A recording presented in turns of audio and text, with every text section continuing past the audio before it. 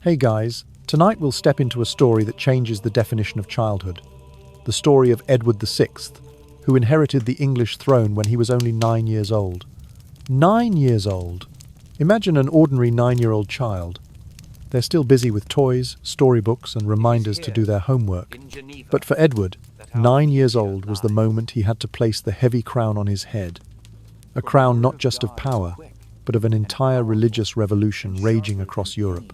This story will make you wonder, was Edward a king who was pitiable or one full of splendor? Edward had to face an irreparable loss early on. His mother, Queen Jane Seymour, died just days after his birth. The young king grew up under the immense shadow of his powerful father, King Henry VIII, a father who only visited occasionally and placed the pressure of greatness upon Edward's shoulders. He was taught not to be a child, but rather a divine agent with a single mission: to thoroughly purify the Church of England. What did Edward accomplish for the country at the age of 9? He couldn't rule personally, but the young king's radical will shook the entire nation. We'll witness how Edward saw his own uncle beheaded, confronted his Catholic half-sister without compromise, and even personally planned to transform England into a militarized, completely Protestant nation, a vision too grand for his youthful age. So, before you get comfortable, take a moment to like the video and subscribe, but only if you genuinely enjoy what I do here. Let me know where you're watching from and what time it is, your local time. Now, dim the lights, maybe turn on a fan for that soft background hum, and let's ease into tonight's journey together. Edward Tudor was born on October 12, 1537, at Hampton Court amid a hushed excitement that rippled through all of England. He arrived nearly at the hour when autumn leaves began to drift, the long quest of his father, King Henry VIII, to sire a male heir finally fulfilled at last in the person of this frail, pale infant. His mother, Jane Seymour, stood proudly at his side as midwives and courtiers pressed close in the great chapel's golden glow. 3 days later, the infant prince was solemnly baptized in the silver-lined font beneath a canopy of cloth of gold, drummers beating slow rolls, trumpeters singing fanfare, and lords and ladies in their finest silks following in stately procession. He was proclaimed Duke of Cornwall and Earl of Chester, thereafter to be known as the Prince and heir of the most high and mighty King Henry. Edward, styled Edward VI of England, was the third monarch of the Tudor dynasty and the first sovereign of this realm to be nurtured entirely within the spirit of the Reformation. His grandparents on his father's side were Henry Tudor and Elizabeth of York, whose marriage had united warring houses and established the Tudor claim to the throne. On his mother's side, Jane Seymour was herself of noble blood, descended from the Seymours of Wiltshire. Edward's half-sisters, Mary and Elizabeth, born of Henry's first and second marriages respectively, lived for a time alongside him in a peculiar arrangement of happy families, though both bore the stigma of their mother's divorces, and had briefly been declared illegitimate, only to be restored to the line of succession by Act of Parliament. At the tender age of 9, on February 20th, 1547, Edward succeeded his father as King of England and Ireland. The death of Henry VIII on January 28, 1547, brought both a kingdom bereft of its mighty ruler and a young prince bereft of his father's watchful presence. His reign, though brief, lasting but 6 years, 5 months, and 8 days, was marked by sweeping religious reform, economic strain, and social unrest. From the outset, the young king's government was in the hands of a regency council, first led by his uncle Edward Seymour, Duke of Somerset, and later by John Dudley, Earl of Warwick, who became Duke of Northumberland in 1550. In this way, Edward's early years on the throne were shaped more by the ambitions and rivalries of his advisors than by the prince himself. Despite the regent's influence, Edward's own interests and values began to emerge. He displayed a keen intellect for theology and languages, mastering Latin and devouring Protestant writings that distanced England ever further from Rome's authority. Under his name were issued the Book of Common Prayer and other liturgical reforms that replaced the old Latin rites with services in English, removing altars, smashing stained glass windows, and ordering the removal of crucifixes from parish churches. These measures earned Edward the reputation of a zealous reformer, tireless in his devotion to a pure form of worship. Yet, for all his accomplishments, Edward's reign was shadowed by economic hardship and popular discontent. Heavy taxation to fund wars against Scotland and to maintain royal extravagance drained the treasury, while poor harvests and rising prices burdened the common folk. In 1549, rebellions flared across the countryside, most notably in the western counties, where angry peasants rose against the new prayer book in the Western Rising, only to be suppressed in brutal fashion. Contemporary observers noted the king's cold fascination with the military campaigns, as though he viewed them as mere exercises in tactics rather than tragedies of human suffering. Edward's brief tenure also saw conflicting ambitions among his ministers. Somerset's initial attempts at social reform, such as commissions of inquiry into land enclosures, were met with resistance and ultimately weakened his position, paving the way for Northumberland's rise. Meanwhile, Edward himself suffered from fragile health. A persistent cough grew worse, and by early 1553, he was stricken with a wasting pulmonary illness that would cut his life short before he reached the age of 16. Thus ended the reign of King Edward VI, a monarch whose youth belied the force of his convictions and whose short rule profoundly altered the religious landscape of England. In less than 7 years, he had transformed the worship and governance of his realm, leaving behind both lofty reforms and bitter resentments. Yet his early demise ensured that much remained undone, and that the England he envisioned, radical and Protestant, would prove far more elusive than the dream of the 9-year-old king who first vowed to reform and purify the church of his inheritance. Edward's earliest years unfolded in the soft glow of candlelight and the hushed corridors of Hampton Court, yet he was far from a fragile waif. Born a robust infant, the longed-for son of King Henry VIII and Jane Seymour, he quickly proved himself a spirited child of vigorous health. In May of 1538, scarcely 7 months after his birth, onlookers marvelled as the monarch took playful hold of the boy in his arms, then carried him to the window for the people to behold. That same autumn, the Lord Chancellor, Thomas, Lord Audley, reported that Prince Edward was growing apace, strong of limb and quick of wit, disproving any notion that the royal heir was ever sickly or frail. Yet even this hearty child suffered a brush with mortality. At the age of 4, Edward contracted a perilous fever that threatened his life. Though he faltered for a brief season, and though at times his vision proved less keen than the eye of his tutors desired, overall his constitution remained admirable, every bit the robust Tudor boy until the final, frail months of his 15th year. At first his care lay in the hands of Margaret Bryan, governess to royal infants, whose gentle ministrations soothed the young prince's fevered brow. Later, Blanche Herbert took up the mantle of nurse, guiding Edward through the perils of early childhood. Until he reached the age of 6, Edward's world consisted largely of the company of women, nurses, midwives, governesses, and gentlewomen of the court who tended to his needs with unflagging devotion. In his own chronicle, Edward would recall those years amidst the womenfolk, where he learned the norms of courtly life even before he could walk the corridors alone. This sheltered upbringing, though somewhat unconventional for a future king, gave him both a keen sense of propriety and an unexpected resilience. He knew how to command deference with a gentle word, and he learned how to endure hardships with quiet fortitude. Not that security replaced ambition. From the age of 6, Edward turned his mind to study under the stern tutelage of Richard Cox and John Check, both scholars sympathetic to the sweeping reforms then stirring across Europe. His lessons spanned languages, scripture, philosophy, and the liberal arts. He mastered Latin with surprising fluency, read the Holy Writ in its original tongue, and memorized passages of Greek philosophy by candlelight. Soon he took up French, Spanish, and Italian under the guidance of Roger Ascham and Jean Belmain, each lesson a delicate thread in the tapestry of his cosmopolitan education. Maps and globes fascinated him. He would trace coastlines with his small finger, marvel at distant continents, and pore over accounts of foreign customs. On a lute or virginals, he coaxed out melancholy tunes and courtly airs, the music soothing his young spirit even as it shaped his royal bearing.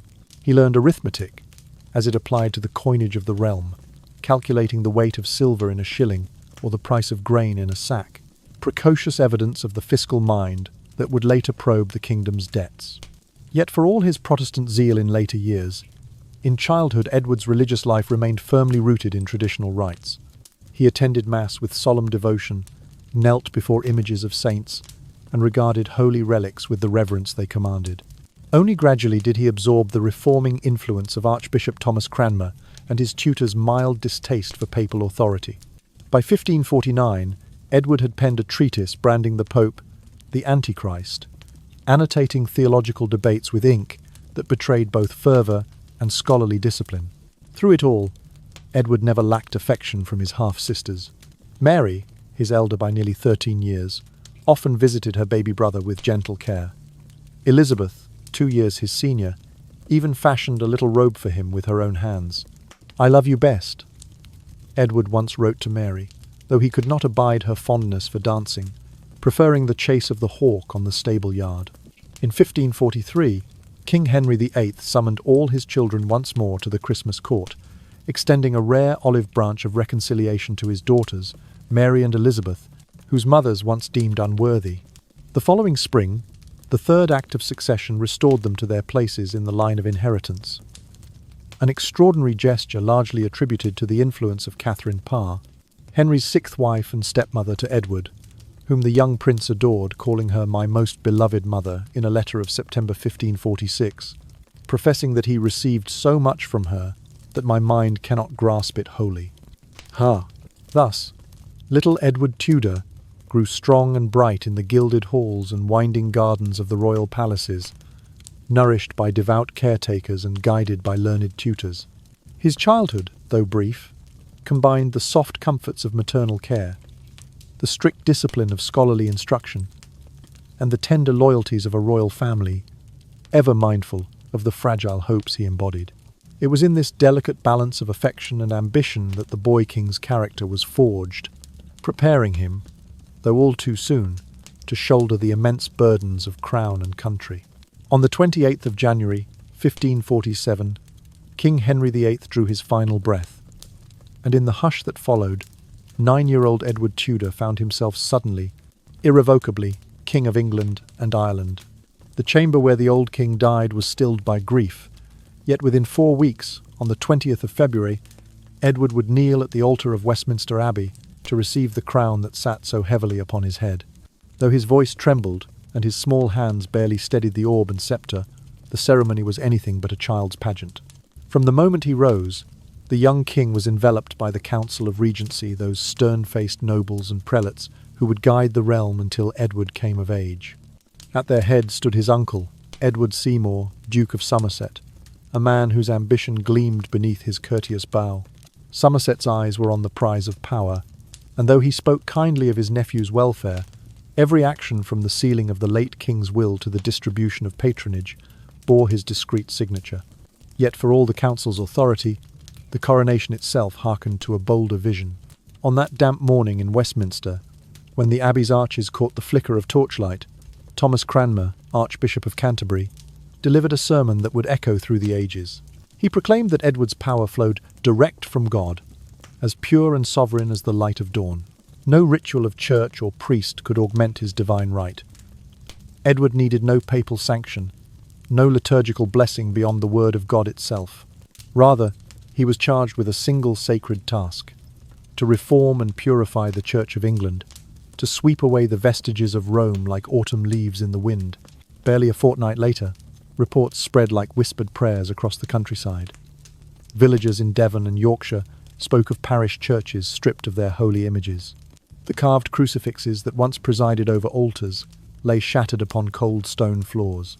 Stained glass windows, those vibrant mosaics of saints and martyrs, were smashed to fragments, their coloured shards glinting dully in the morning light. In their place, the royal arms appeared lion and unicorn, flanking the crowned shield, an emblem of the king's new, unmediated authority. This was no random outbreak of vandalism, but a carefully orchestrated wave of iconoclasm, the first ripples of a tidal shift in worship. Under the youthful king's name and the council's writ, every parish was compelled to whitewash its murals and hide its statues. Candles that once burned before painted saints were snuffed out, altars were dismantled and replaced with plain communion tables, upon which stood nothing but an open Bible. Yet amid these radical changes, Edward himself remained, outwardly, a solemn child.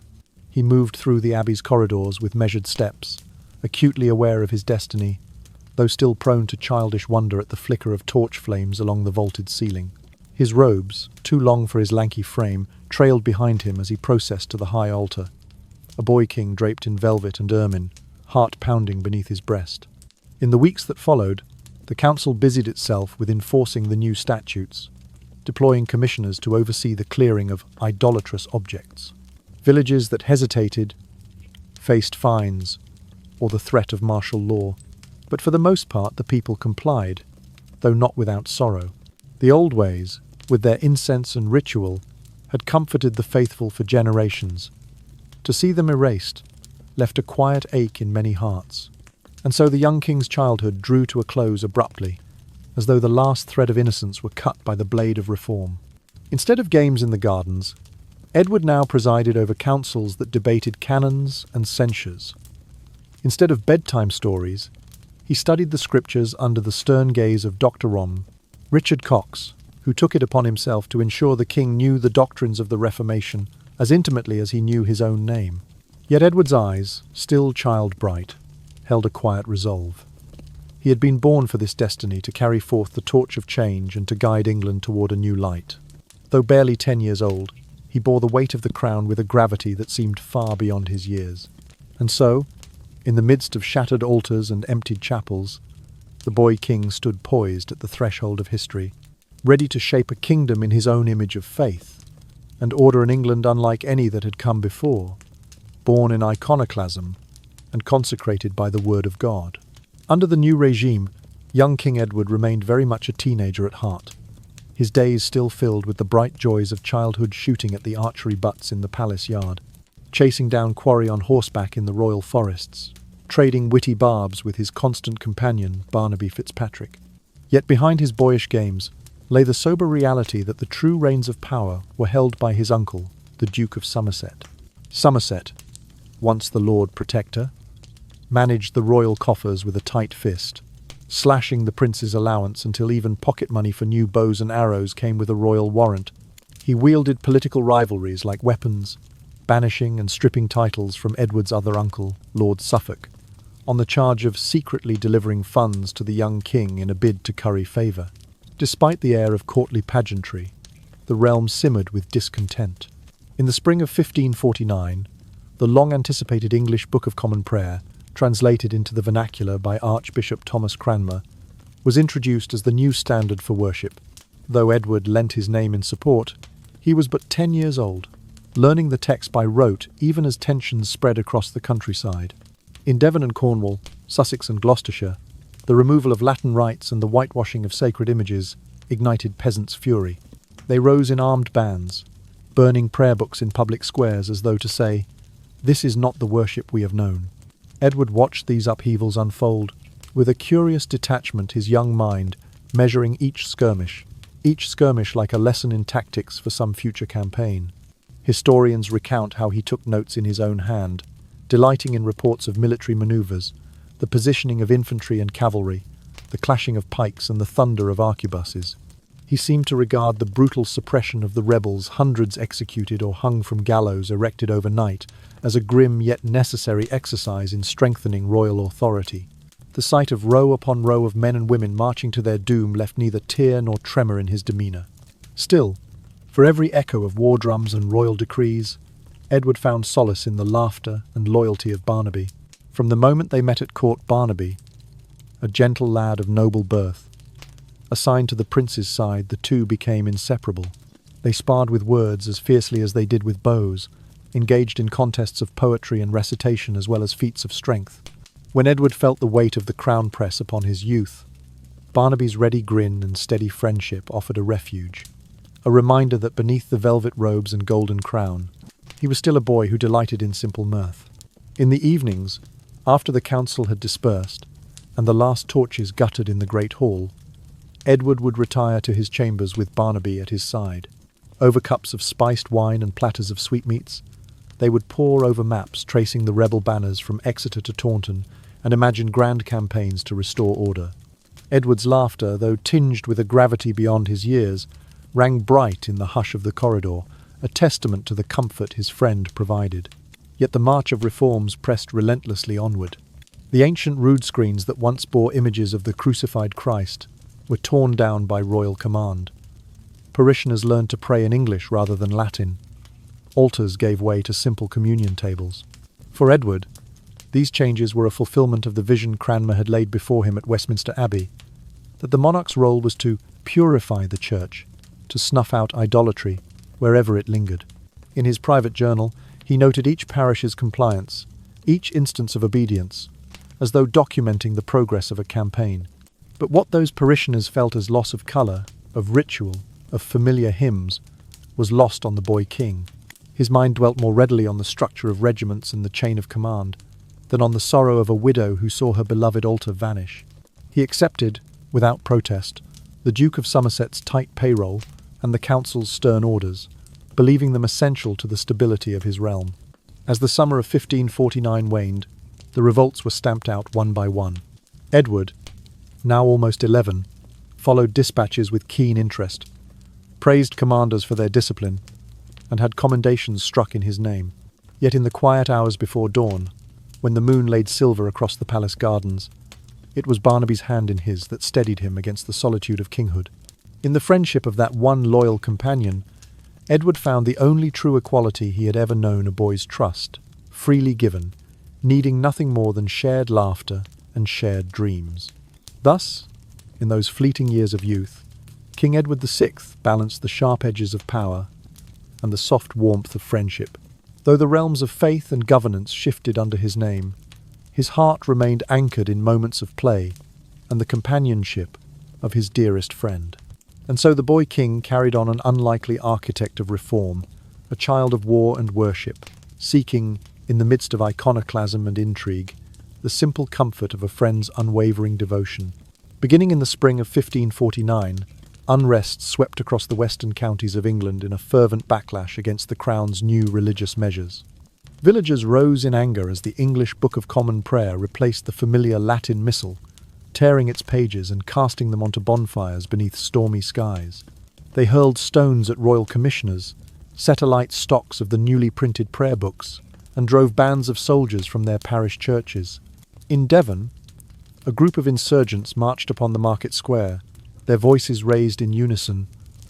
"We will have our Latin Mass or none at all." In Sussex and Gloucestershire, similar uprisings flared, the countryside alight with bannered rebels and defiant crowds. King Edward watched these events unfold from the quiet chambers of Hampton Court as though observing a military drill. Each report of skirmish and siege he received with an intensity that belied his tender years. He marked the movements of foot soldiers and horsemen with the precision of a tactician. "March 200 men of the county militia to Taunton," he penned in his private journal. "Dispatch the cavalry to secure the bridge at Crediton." When the rebel bands were finally cornered outside Exeter, and 120 of their number were cut down in a single day, Edward's scribbled margin note simply read, "Notable success?" His small hand steady, even as the boy king's eyes gleamed with grim satisfaction. Amid this crisis, the Lord Protector, Duke Edward Seymour of Somerset, grew increasingly anxious. His hold on power felt threatened by both the rebellion and the council's mounting impatience. He began to fear that the young king might be swayed by other factions, or worse, become a rallying point for dissent.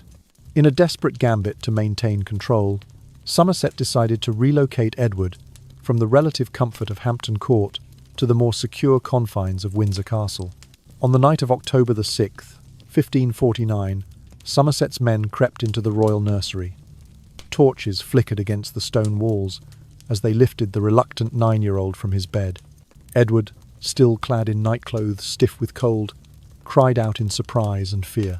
He complained of the damp chill that seeped through the fortress corridors, of the barracks' crude floors, and of the lack of the fine tapestries and warm hearths to which he was accustomed.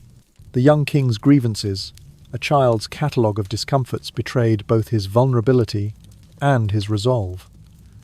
"There are no galleries for my walk, no gardens for my repose," he moaned to the sentry at the gate. "I am a prisoner in my own realm." When Somerset presented this act as a safeguard, Edward bristled. His indignation mounted with each passing hour spent within the keep's austere walls. At dawn, Somerset approached with a conciliatory air, urging his nephew to see reason in the face of danger. Edward, cheeks flushed with indignation, snatched the orb from his uncle's hand and declared in a clear, steady voice, "My person is mine own, and by God's grace, no man shall lay hands upon it without my will." With that simple assertion of royal prerogative, he withdrew his support for Somerset's protectorate. Court gossip later recorded that the Duke's face blanched, and that he realised the depth of the boy king's resolve. Within days, Somerset's cause unravelled. The council, emboldened by Edward's stand, convened to consider charges against the former Lord Protector. He was exiled to Sion Abbey, then arrested and brought to the Tower of London. There he faced no fewer than 29 counts of malfeasance, ranging from misappropriation of funds to treasonous ambition.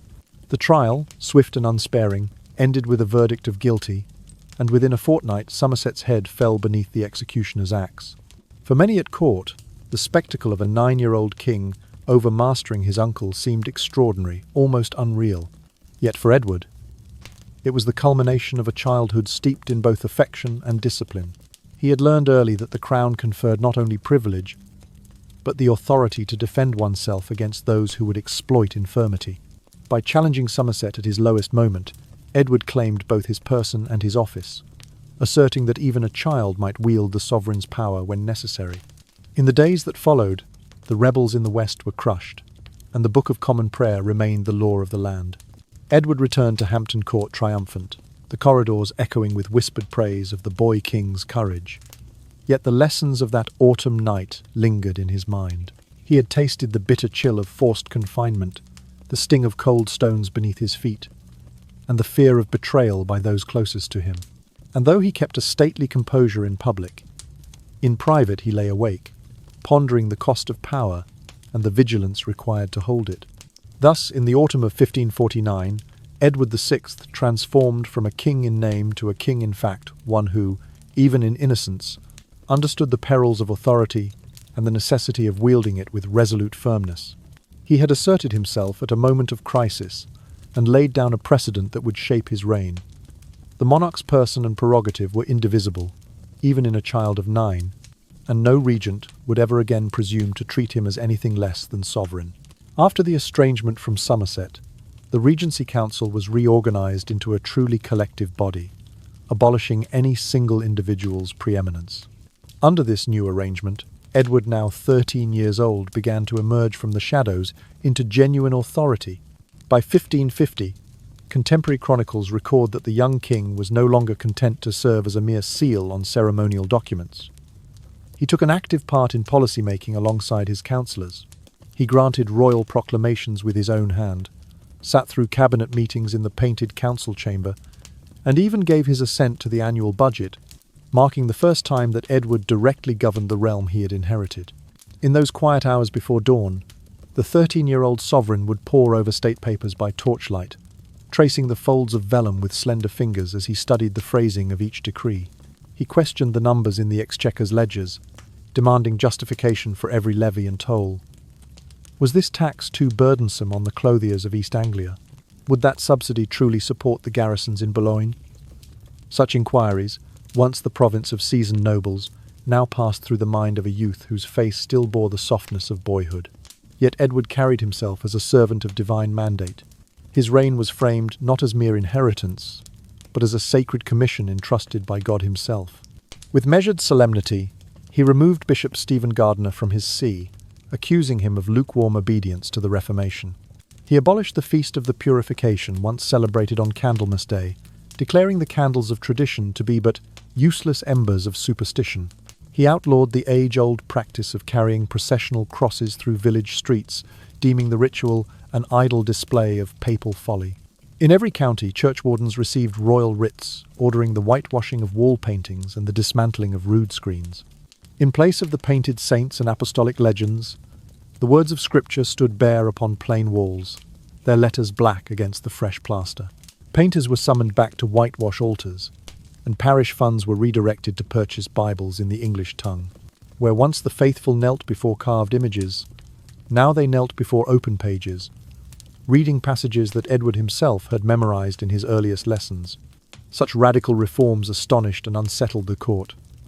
Some councillors bowed their heads in admiration of the boy king's zeal. Others glanced nervously at one another, wary of his uncompromising rigour. To them, Edward spoke with the gravity of a veteran monarch, insisting that the purity of worship was paramount and that no deference to tradition could supersede the authority of Scripture. It was said that when he spoke of reform, his voice took on a hush as though in prayer, yet his words struck like the blast of a trumpet, clearing the old ways from his father's realm. Despite his unwavering resolve, Edward's young heart retained its youthful cadences. He would rise at dawn to dispatch letters, then retire to the palace gardens to practice his archery, the clatter of arrow on target, a welcome respite from the hush of council chambers. Yet even in sport he was mindful of his sacred duty, reminding his companions that each victory in the field mirrored the spiritual victories he sought to win for the Church of England. As the months unfolded, the realm felt the force of Edward's personal authority. Where dissenters once dared whisper their disquiet, silence now reigned. Parish priests, who hesitated in compliance, found themselves replaced by ministers loyal to the new order. Nephews of disgraced bishops lost their sinecures, and endowments for chantries were swept into the royal treasury. Through each act of governance, Edward asserted that the monarch's power derived not from noble birth alone, but from a divine commission to reform and to lead. By the time the leaves turned gold in the autumn of 1550, the realm had undergone a transformation as profound as any storm of war. Churches looked different, laws sounded different, and even the language of prayer felt new upon the lips of the people. Yet amidst all the upheaval, the slight figure of Edward VI, his cheeks still round with youth, stood firm as the embodiment of a godly monarchy.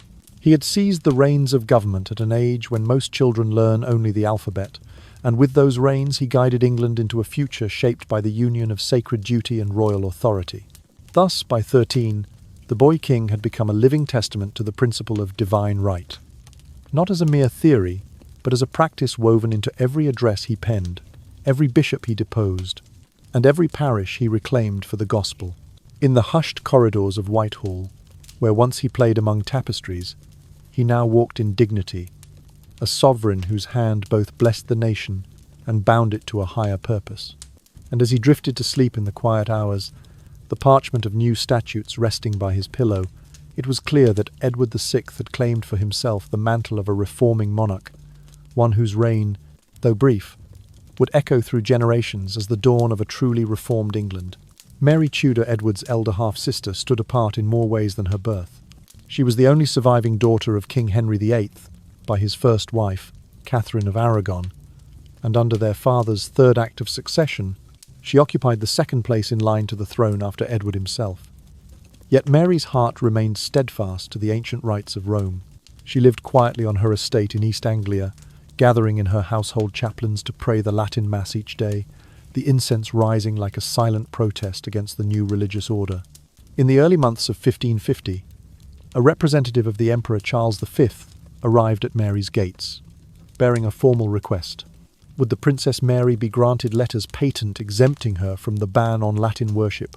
Mary, draped in mourning black, greeted the envoy with cautious hope, for she feared that her open devotion might bring the king's displeasure. Yet when the matter reached Edward's ears, he dismissed the petition with chilling clarity.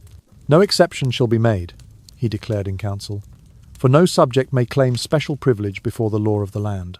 The refusal drove Mary to desperation. Under cover of darkness, she conspired with her sympathizers to take ship for the continent, where her cousin the emperor would protect her. A clandestine meeting was arranged in a deserted churchyard in rural Essex, lit only by the moon's pale glow.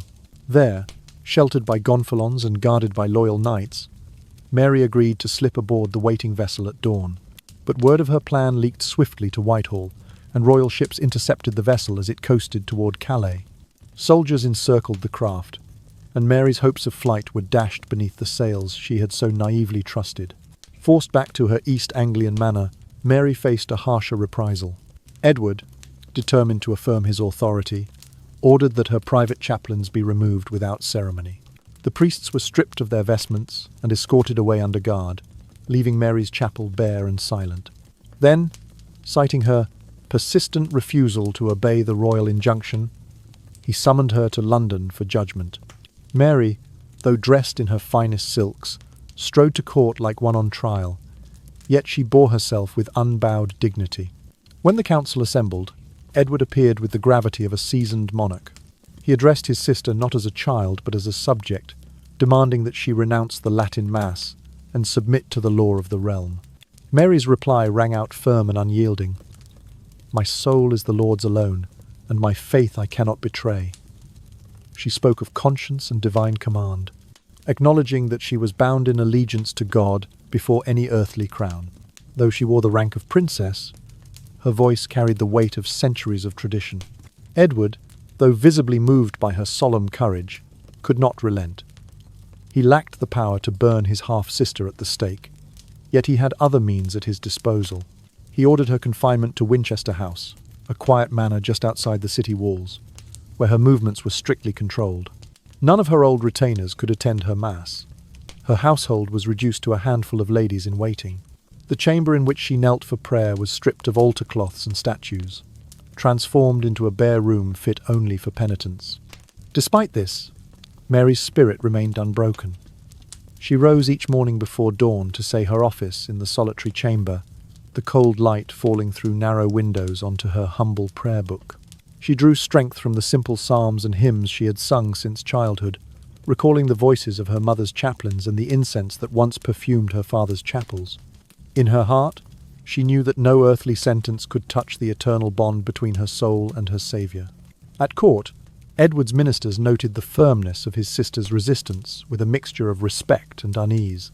They whispered that the princess's obstinacy might yet spark another rebellion, for many still clung to the old faith.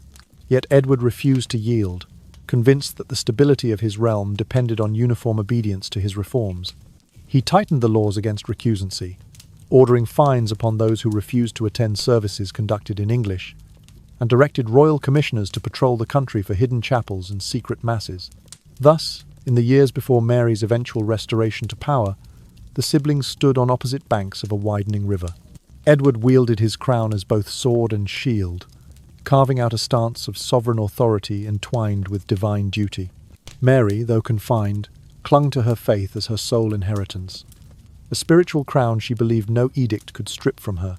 Between them lay the fate of England's soul, a contest of conviction as ancient as the Church itself.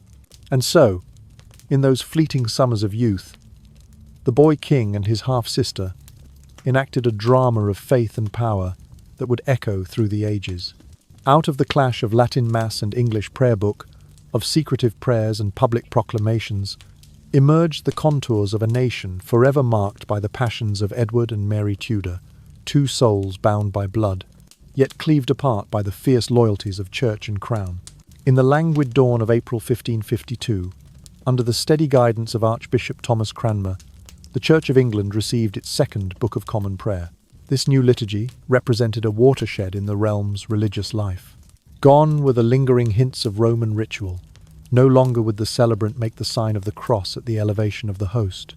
No longer would two small crossed bands of cloth mark the words of consecration.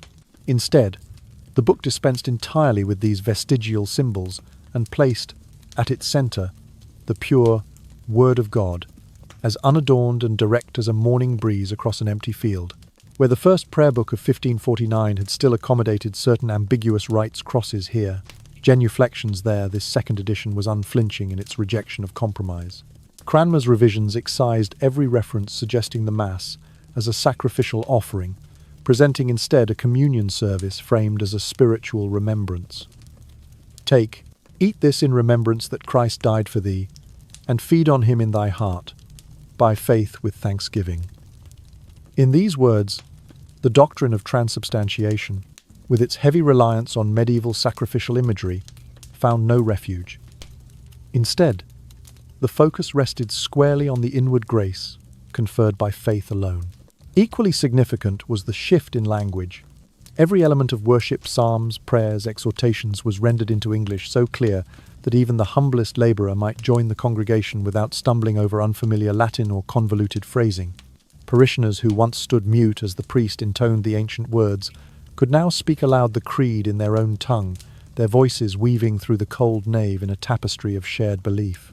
Our Father, which art in heaven, they prayed, hallowed be thy name, each syllable resonating with a newfound intimacy between layman and lord. The young king, though still a mere boy of 14, took every opportunity to promote this new liturgy. He issued proclamations urging clergy and laity alike to adopt the second prayer book without delay. Royal agents rode forth to the farthest hamlets, where they delivered bound volumes to rectors and churchwardens, sometimes under the stern threat of fines for non-compliance. Altars, adorned with carved images of saints, were dismantled. Processional crosses were buried in churchyards, or melted into new coins for the exchequer. In some parishes, villagers gathered at dawn to watch as their painted rood screens, scenes of martyrdom and miracles, were whitewashed to match the church's bare walls. Within Whitehall, Edward's court rewarded fervent reformers with new titles and offices. Men who had once served only as scholars or secretaries found themselves elevated to bishoprics or deaneries, entrusted with the task of overseeing compliance in their dioceses. Vast estates hitherto owned by cathedral chapters and monastic foundations were seized by the crown, then redistributed to gentry whose loyalty to the Reformed Church was unquestioned. A new college of Protestant bishops took shape, charged with nurturing the young king's vision of a disciplined, godly realm. Despite his youth, Edward demonstrated a remarkable grasp of the political dimensions of these reforms. He understood that consistency was essential. Any lingering trace of Catholic ritual risked emboldening traditionalists to rebel. Consequently, he insisted on rigorous enforcement. In regions where reports reached his council of clandestine masses or secret rosaries, royal commissioners appeared unannounced, seizing vestments and confiscating prayer books in languages other than English. Offenders faced fines or even imprisonment, and those of higher rank found their lands sequestered until they pledged loyalty to the crown's religious settlement. Yet for all his firmness, Edward retained a disciplined gentleness in tone. His proclamations spoke of mercy for those who repented and submitted, assuring that the realm's unity took precedence over petty dissent. He encouraged local magistrates to show kindness to aged priests, who had served for decades under the old order, requesting that they be allowed a pension in exchange for a public acknowledgement of the new liturgy. In this way, he sought not only to enforce, but to reconcile, hoping that compassion might temper the harsh edges of reform. As the weeks stretched into months, people felt the impact of these changes in the tone of their worship. Gone were the flickering candles set before statues of saints. Instead, the morning sun streamed through clear windows onto open Bibles resting upon communion tables. Hymnals replaced the muffled drones of chant, and congregations found a new sense of agency in the liturgy. No longer passive observers, they became active participants in their own salvation. By the time summer's haze settled over the realm, the Second Book of Common Prayer had firmly established itself as the cornerstone of Elizabethan worship. Though debates over further reform would continue, and some clergy would chafe against the strictures imposed, the seeds of a unified national religion had been sown. Under Edward's guiding hand, the Church of England had taken a decisive turn toward a Puritan-inspired simplicity that set it apart from its European neighbours. And in the quiet moments before sleep, when the boy king lay beneath heavy blankets in his chamber, he would reflect on the morning's services with a sense of solemn pride, knowing that, in the span of his brief reign, he had shaped the soul of a nation. In the hazy, golden stretch of summer 1550, when London's stifling heat drove noble and courtier alike to seek cooler air, Edward VI resolved to embark upon the annual summer progress. It was a tradition begun by his father, yet for the young king it bore a deeper purpose. Not merely to escape the stench and sickness of the city, but to bring the light of reform into the farthest corners of his realm. On a morning thick with mist, Edward, now aged 14, rode out of Whitehall amid a glittering host of banners and trumpets. At his side rode Barnaby Fitzpatrick, his steadfast friend, exchanging quiet jokes, even as the monarch's retinue, numbering close to 4,000 horsemen and attendants, fanned out behind him. The first days of the journey brimmed with the spectacle of nobility. Lords on destriers, ladies in carriages, footmen bearing gilded standards. Yet even as Edward greeted cheers in the villages, the scrutinizing boy king noted the strain upon royal coffers. After a scant few days, courtiers whispered that the treasury could no longer supply forage for every steed, nor food for every table. With a reluctant nod, Edward ordered the detachment of nearly half the retinue, sending them back to London by river barge. The remaining company, leaner but no less loyal, pressed on into the lush Berkshire countryside. At each stately manor and castle Edward visited, the signs of his father's ecclesiastical reforms stood plain. Once mighty monasteries dissolved by Henry VIII now served as noble seats, their cloisters converted into great halls, their chapter houses turned to drawing rooms. In one such former abbey, now the seat of the Earl of Salisbury, Edward peered through stone tracery at the stripped altars and whitewashed walls, feeling the echo of centuries of monastic chants vanish like mist. He passed through corridors lined with portraits of abbots and abbesses who had long since surrendered land and livelihood to the crown, their legacy scattered among the nobles who had purchased the gleaming estates. Yet this journey was not solely a showcase of courtly pageantry. Edward took the pulpit in empty courtyards, reading aloud from the Second Book of Common Prayer as villagers gathered to listen. He paused to bless new schoolrooms and to exhort local ministers to preach the clear doctrines of Scripture. In Hampshire, he rode through a hamlet where the church bell tolled midday, summoning the faithful to hear the gospel in English for the first time. He dismounted, pressing his small hand upon the doorpost, and entered to witness the congregants kneel as one, their lips moving in familiar words, though in a new tongue. But beneath these ceremonial stops lay a graver discovery. The Exchequer's ledgers, conveyed daily by mounted courier, revealed the extent of the crown's financial woes.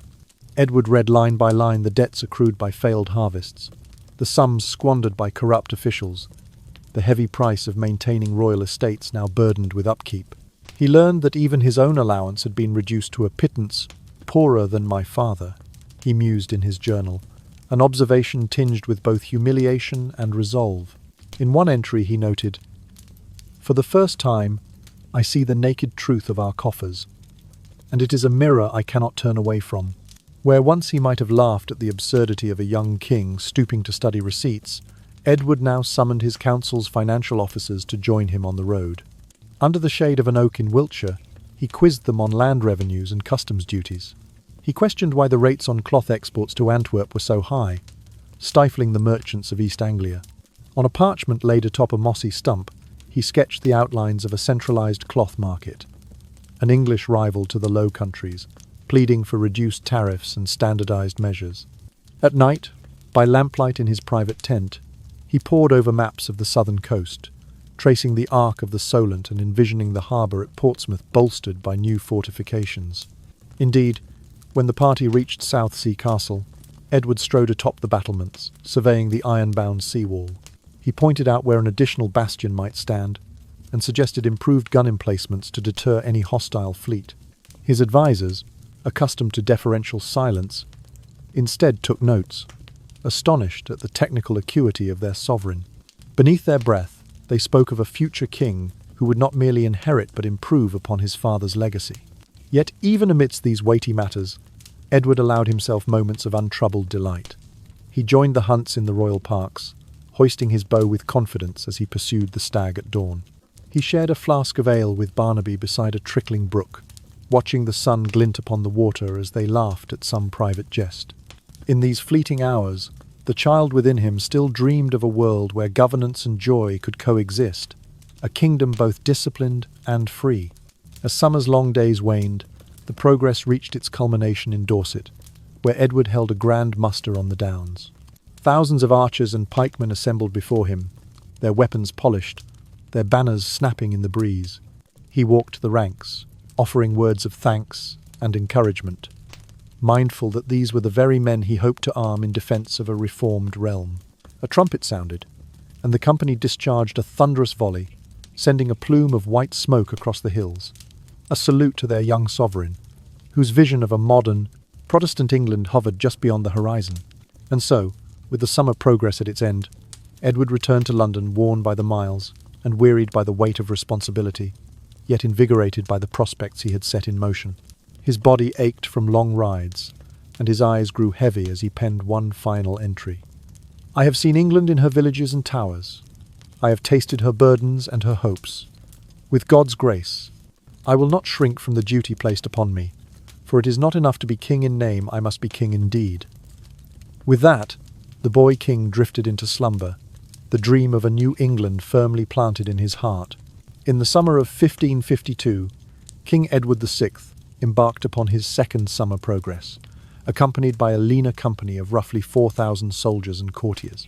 He had learned almost immediately that such a vast retinue strained the royal purse. Within days, he ordered that half the mounted guards be dismissed back to London, a practical measure that whispered of his growing concern for the realm's finances. The sun-dappled road led him past rolling fields and hedgerows, and at every stately manor or former abbey turned palace, the boy king paused to consider the weight of history. He admired the Gothic arches and tracery once dedicated to silent monks and nuns, now serving as grand halls for feasts and entertainments, evidence of his grandfather's dissolution of the monasteries. To Edward, these stones told a story of both loss and renewal, a stark reminder that the old faith had given way to a new order under his hand. A pivotal stop in the journey was Portsmouth and the adjacent Southsea Castle. From the castle's battlements, Edward surveyed the Solent's blue expanse, noting how the modern fortification, erected by his father, commanded the channel with dignity. Yet he pointed out to his engineers a few necessary alterations. Thicker parapets here to ward off cannon fire, a reconfigured ramp to ease the movement of gun carriages, and improved drainage to prevent winter flooding of the lower batteries. Turning his gaze to the twin forts at Camber, he frowned at their misaligned bastions and crumbling curtain walls. These must be rebuilt, he declared, for an English harbour must not yield to any foe. His advisers, accustomed to ceremonial pronouncements, now took his notes with heavy pens, marvelling at the technical acuity of a sovereign scarcely past 14 years. When the progress drew to a close, and Edward returned to London, he set himself immediately to drafting a to-do list of national projects. First upon the parchment was the reinforcement of Portsmouth's defences. Item 1. Secure the Solent, he wrote in precise script. Second, he envisioned a centralised cloth market, designed to elevate English textiles to a position of rivalry with Antwerp's famed weavers. He outlined proposals for standardised measures, fair tolls, and a chartered company of cloth merchants under royal protection. Finally, he turned his attention to the machinery of government itself, sketching ideas for reshaping the Privy Council. Fewer secretaries, clearer lines of authority, and regular audit sessions to prevent the kind of financial mismanagement he had witnessed on the road. These initiatives, he realised, would bind the kingdom together as surely as any fortification of stone. Yet, for all his industrious planning, Edward never lost sight of the simple pleasures that had hitherto defined his childhood. In his private tents, he penned letters to Barnaby Fitzpatrick, with the same zeal he once reserved for falconry. He wrote of contests of archery, recording each bullseye in a neat tally, and he sketched little watercolour scenes of deer bounding through a glade, images that conveyed the thrill of the chase more vividly than any formal dispatch. His letters brimmed with what later scholars would call a Little Englander pride. Edward spoke of his homeland not as a mere province among nations, but as a jewel worthy of guarding, separate from the continent's quarrels. He professed no desire to ravage foreign territories. Rather, he sought only to fortify and defend his own shores against any threat. In these missives, one sees the balance Edward had struck between governance and enjoyment. He could summon commissioners to debate customs duties in the morning and, by afternoon, let loose an arrow that sang through the crimson twilight. His laughter, as Barnaby later recalled, carried a note of wonder, as though every new project mattered deeply. Yet so, too, did the warmth of a campfire shared with a friend. Thus, amid the summer's lingering haze, Edward VI revealed himself as more than a reforming monarch. He was a visionary in half-sleeved doublet, sketching economic schemes by day and composing verses by candlelight. In every stone of a converted abbey, in every bastion of a fortified port, and in every page of his beloved letters, he embodied the promise of an England both modern and merry. Though the horizon of his reign remained uncertain, the boy king's blend of foresight, discipline, and simple delight stood as testament to a nascent ruler determined to shape his nation's destiny with both stern resolve and a joyful heart. In the weeks after his summer progress, Edward returned to London with the glow of achievement upon his cheeks, yet the burdens of rule weighed more heavily on his slim frame. He resumed his place at the head of the Privy Council, poring over petitions, seal-thronging proclamations, and guiding debates on fiscal reform. Yet as winter thawed into early 1553, an unrelenting cough began to rattle his chest, a persistent, dry rattle that set his doctor's brows furrowed in concern. By February, the king's skin had lost its rosy hue. His shoulders slumped beneath ceremonial robes that once sat lightly upon him. In March, Edward's condition grew worse still. He appeared before council meetings gaunt and pale, his voice a mere whisper compared to its once clear tone. Courtiers whispered of the king's hollow cheeks, the dark circles forging shadows beneath his eyes. When he stood to speak of matters of state, he paused mid-sentence, clutching the oak-backed chair for support.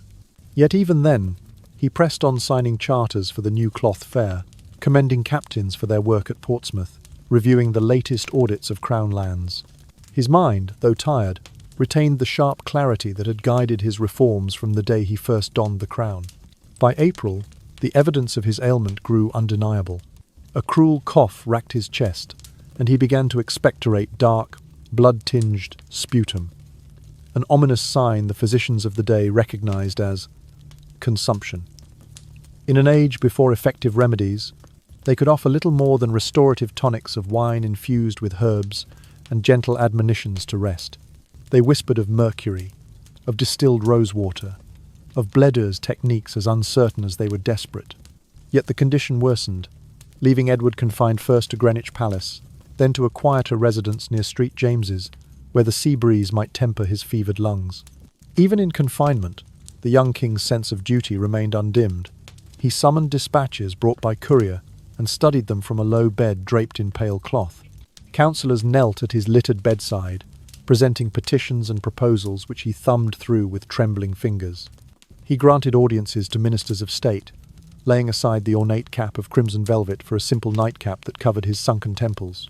In rare moments of respite, he would ask for reports on the economy. Had the cloth market petitioned by merchants begun to take shape? Did the fortifications at Portsmouth show signs of improvement? His eyes, though dimmed by illness, still sought to shape the future. Yet in these same quiet hours, Edward's thoughts turned inward. He requested parchment and ink, and with a hand weakened by fever, he composed his final prayer, a simple, yet profound testament in English verse. It spoke of his faith in Christ alone, of his hope for the kingdom's spiritual welfare, and of his own soul's surrender to God's mercy. This private litany, penned by the boy king himself, broke from the devotional forms of old.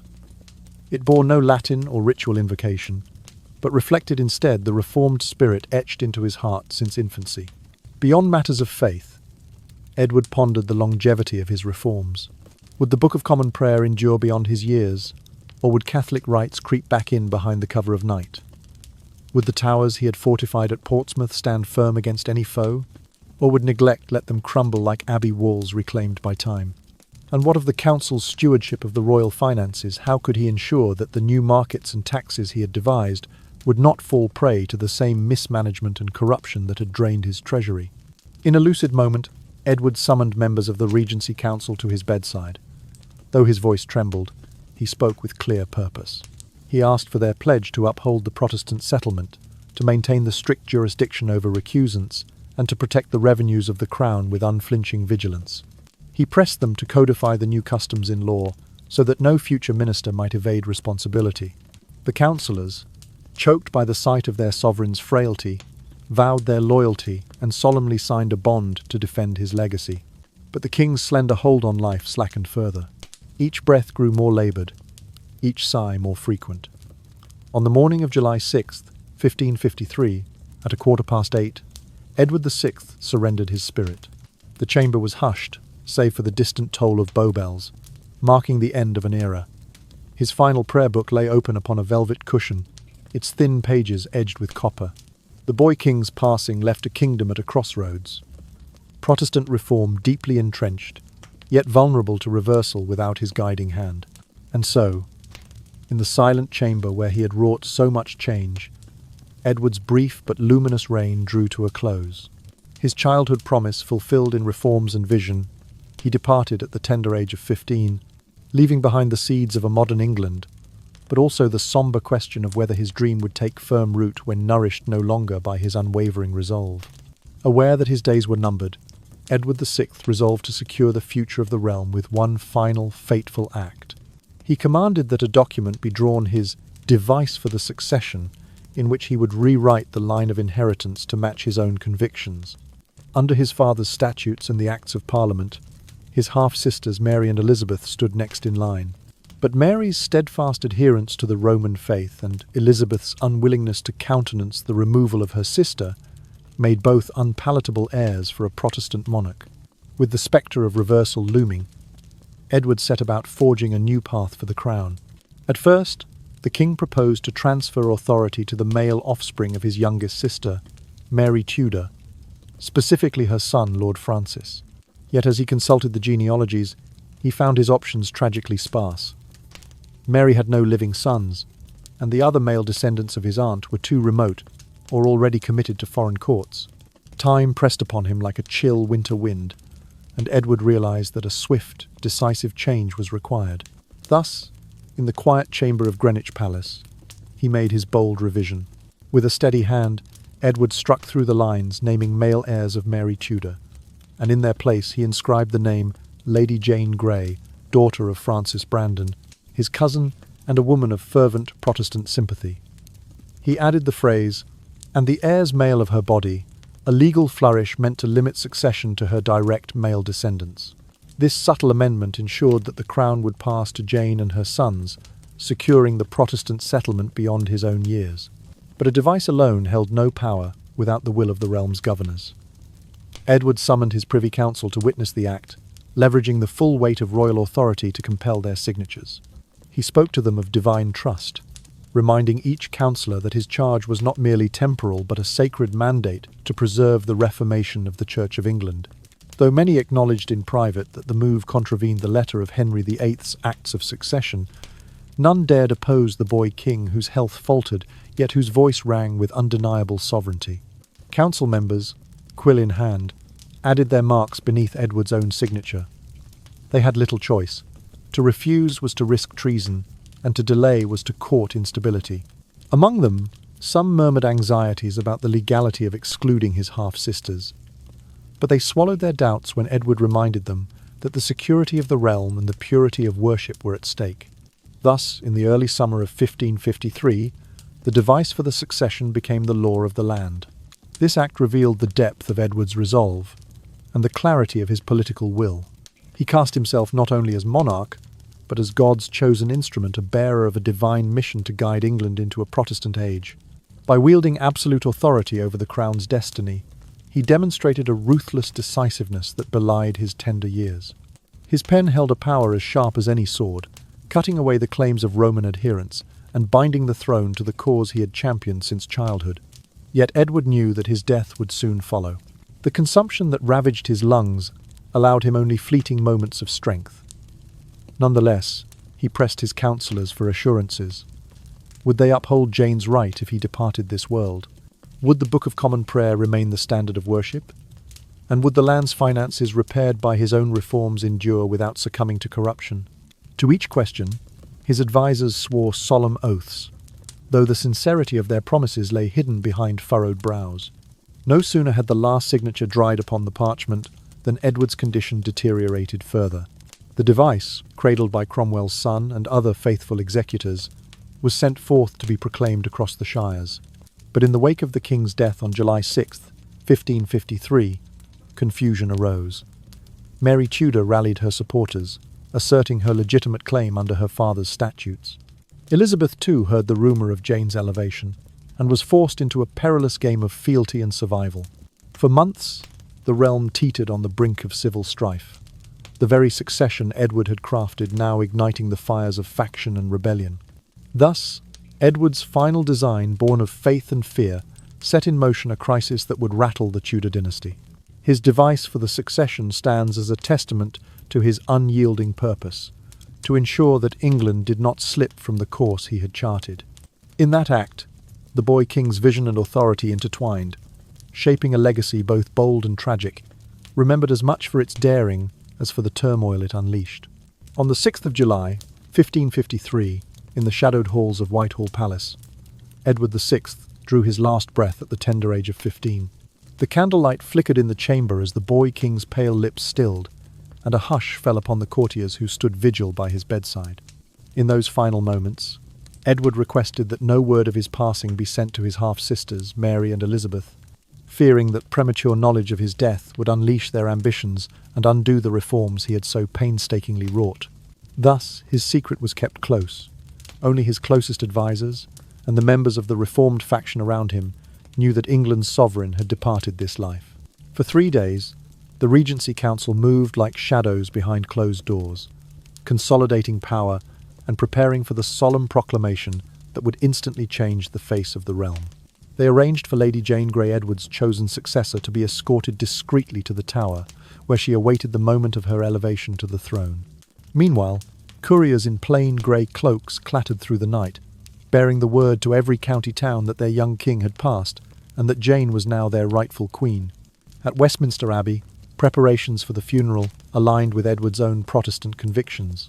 No incense filled the air, nor did the mournful tolling of Catholic bells reverberate through the nave. Instead, a simple, unadorned wooden bier lay beneath the high-arched ceiling, and the body of the king rested in a plain coffin of oak. Hushed prayers in English were recited by clergy loyal to the new order, and the Book of Common Prayer, its pages turned by pale fingers, guided the service.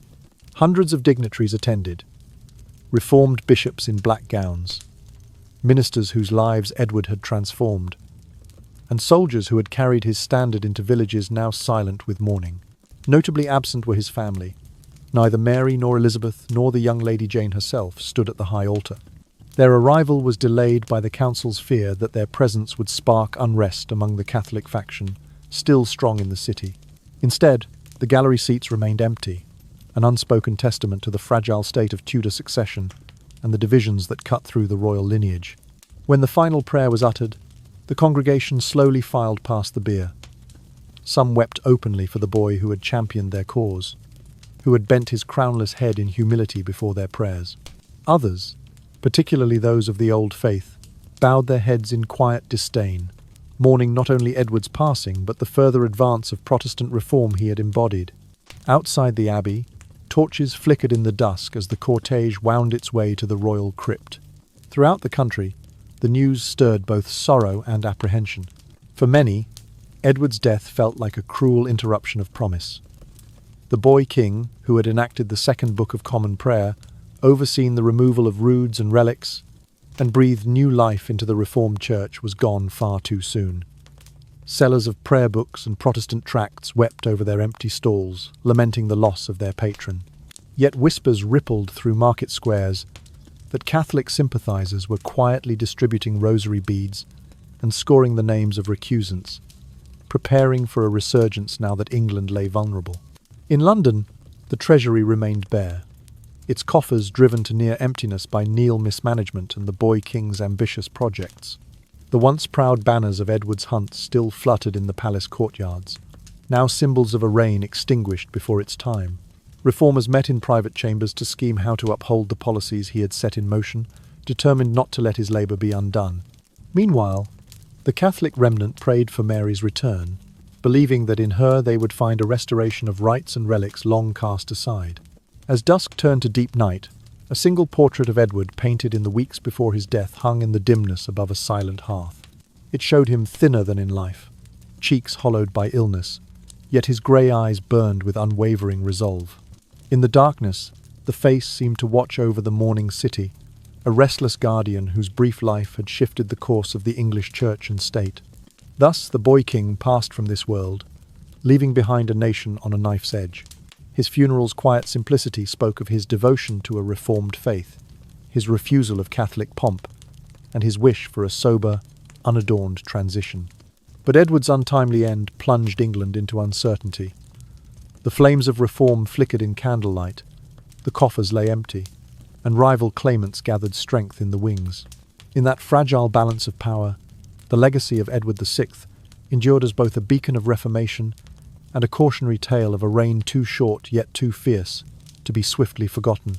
In the wake of Edward VI's passing, the Regency Council moved with urgent purpose.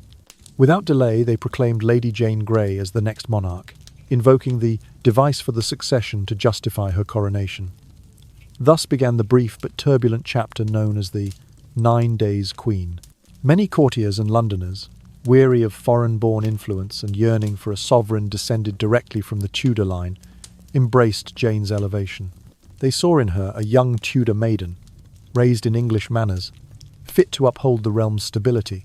Yet beneath the facade of calm, a far more potent force gathered strength, the party of Mary Tudor, Edward's elder half-sister. Though her adherence to the old Catholic rites had cost her palace favour, Mary retained powerful sympathizers among the nobility and clergy. Whispers of support spread from merchant guilds to palace corridors, until throngs of Londoners, carrying the banners of their parishes, marched to Cheapside to swear allegiance to Mary. Their voices rose in unison, echoing through narrow streets. "We will have Mary for our queen." As the crowd swelled into the tens of thousands, the council's confidence faltered. They dispatched envoys to deter the insurrection, but Mary's supporters, emboldened by veiled backing from foreign powers, met each envoy with defiance. Caught between his promise to Edward and the groundswell of popular loyalty to his sister, the council hesitated. Ultimately, power proved fickle.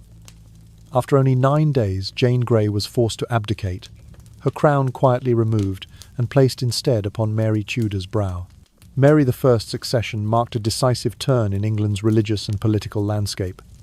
Within weeks, she began to dismantle the reforms her brother had instituted. Protestant clergy were stripped of their livings and forbidden to preach. Many fled into exile on the continent. Catholic Mass returned to parish churches, its Latin chants filling the aisles once more. Monastic communities, long suppressed under Henry VIII and Edward VI, were restored in spirit. Relics and statues were reinstated, though the original buildings lay in ruin. The tide of reversion was swift and resolute. Mary I authorized the burning of heretics, men and women condemned for their refusal to embrace the revived Catholic orthodoxy. Dozens perished at Smithfield and other public squares, their death serving both as a grim warning and a symbolic triumph of Rome over Reformation. Thus, the Edwardian Reformation, though profound in its impact, found its momentum checked by the restored faith of the older generation. Yet Edward VI's legacy was not entirely swept away. The Second Book of Common Prayer, with its clear English liturgy, remained on many parish shelves, a dormant ember waiting for a renewed spark. His acts of uniformity and statutes consolidating royal supremacy over the Church created legal precedents that would later serve Elizabeth I in her settlement. The centralized administrative structures Edward had reinforced the council's audit sessions.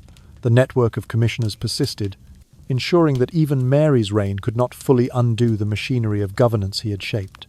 On the economic front, Edward's initiatives for a national cloth market and fortified harbours continued to influence policy discussions.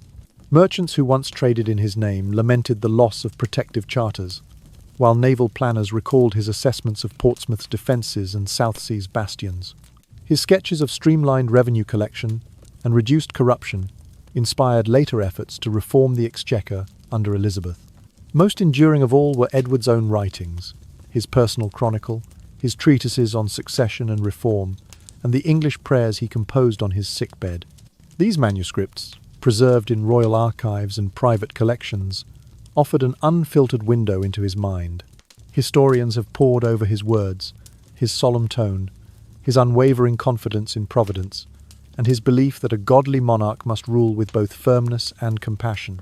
In those pages lies the essence of his youthful vision, an England united by common worship, governed by transparent law, and fortified against both foreign menace and internal strife. Yet the swift reversal under Mary I underscored a crucial lesson. Sweeping reforms, however well conceived, require the enduring support of the nobility and the people. Edward VI's vision of a purely Protestant nation faltered not only because of his untimely death, but because the foundation of consensus he had hoped to build remained too fragile. The Catholic minority, though once marginalized, retained enough influence to reclaim the throne and roll back the changes they viewed as heretical. In the end, Edward's 17-year-old legacy stood suspended between triumph and tragedy. He had ruled just 6 years, yet in that brief span he had redefined worship, reshaped governance, and sketched the outlines of a modern state. His losses under Mary's reign proved temporary. In the longer sweep of history, the Reformation he championed found renewed vigour under Elizabeth and beyond. Thus, the question Edward VI posed in his final days remains: could England truly become a nation of pure Protestant faith?